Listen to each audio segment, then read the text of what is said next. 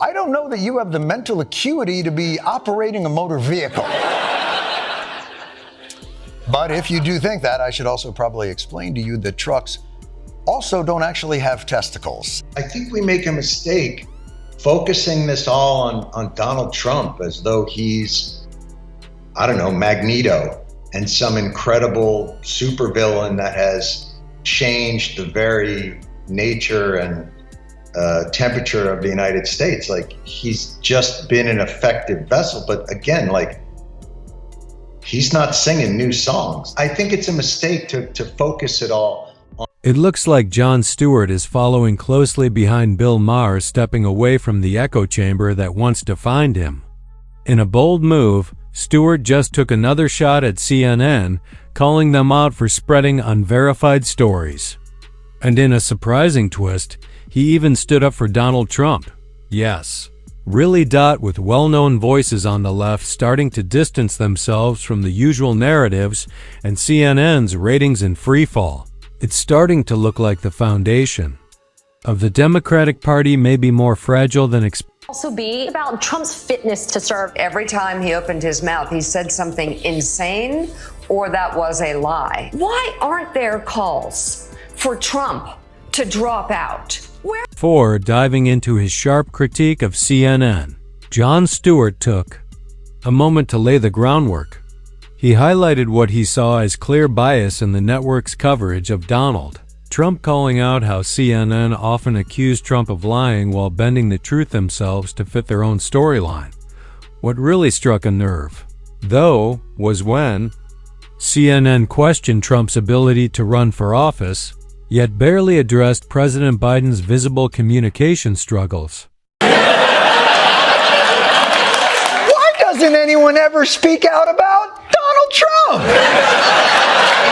Or, let's say, every night for 10 years. Jon Stewart recently took a humorous jab at MSNBC and CNN for their nonstop focus on Donald Trump. For years, these networks have followed his every move, analyzing everything from his tweets to what he's wearing, always on the look out for something that could turn into a scandal. Despite their constant efforts to portray him in the worst light, Trump continues to bounce back and, in some cases, comes out even stronger. Just from Ukraine, from Gaza, from natural disasters. They get through them dispassionately. I can't imagine how devastating this. Jon Stewart didn't hold back as he went after MSNBC, calling out what he sees as clear double standards in their coverage. He criticized the network for choosing stories based on political bias, highlighting certain topics while ignoring others that don't fit their narrative. Stewart pointed out how MSNBC often downplays or completely overlooks mistakes made by Democrats while giving major attention to even the smallest controversies involving conservatives. In 4 years, he was almost over-prepared. He had an off night. People have an off night. You know, the president traveled 6 time zones forward to G7, and he was also continued to do his presidential duty. Journalists actually tried to defend Biden's weak debate performance by saying he just had a cold. Really? Since when does a cold completely shut down your ability to think clearly? That excuse didn't sit well with many viewers. Now, imagine if it had been Trump struggling on stage like that.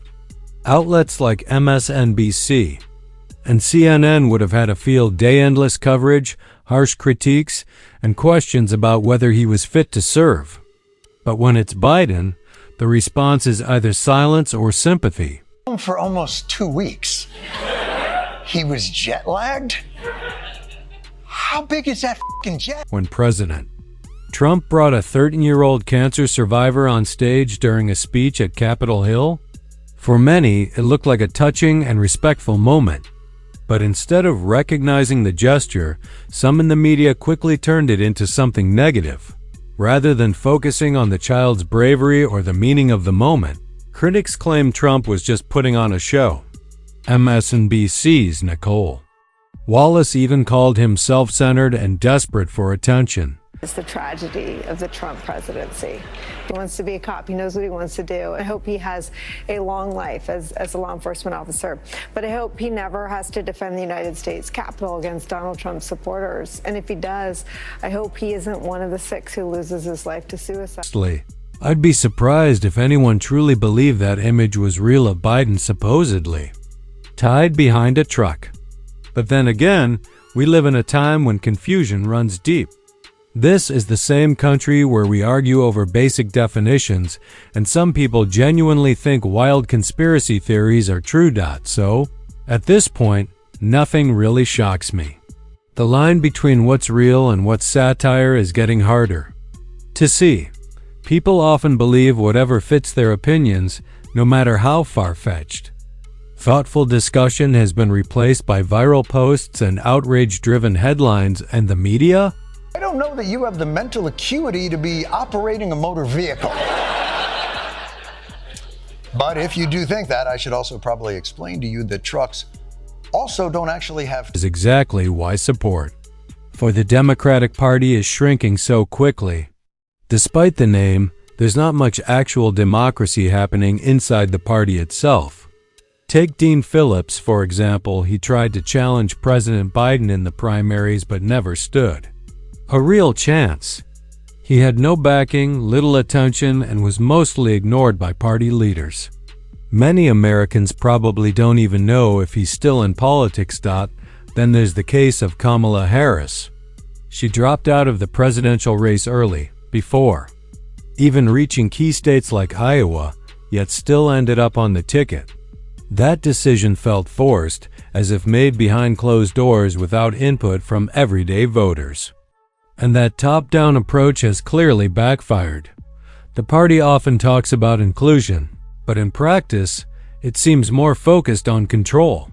Instead of listening to everyday voices, it favors pre-approved candidates and avoids real debate. Voters are tired of being told who to support by political insiders. What people want now is honesty, real choices, and a real primary. Biden ran against Dean Phillips. That's not even a real person. That's a stock photo on the package for a garden hose. Is exactly what I've been pointing out for weeks. The strategy of constantly attacking Donald Trump just isn't working anymore, and in fact, it's starting to backfire.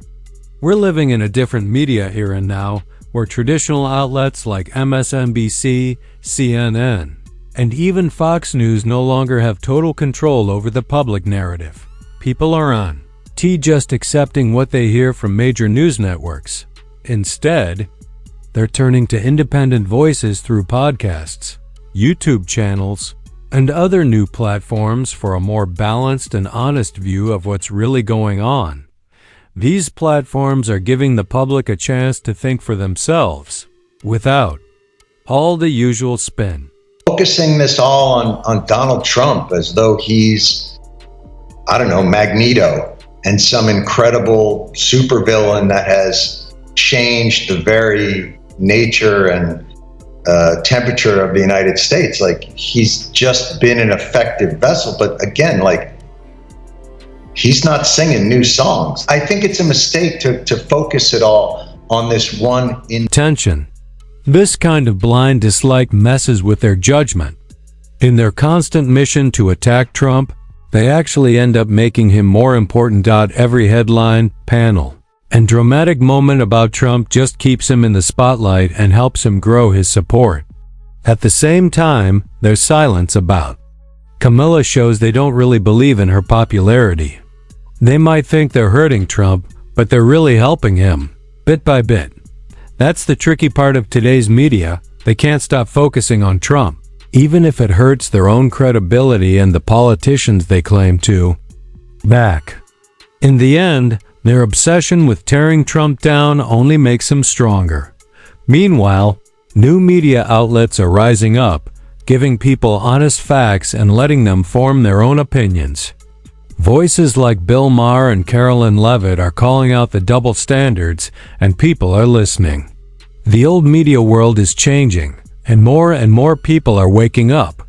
The story is shifting, and this time, truth is winning. That's it for today's video. If you like this bold take on politics, hit the like button and subscribe for more.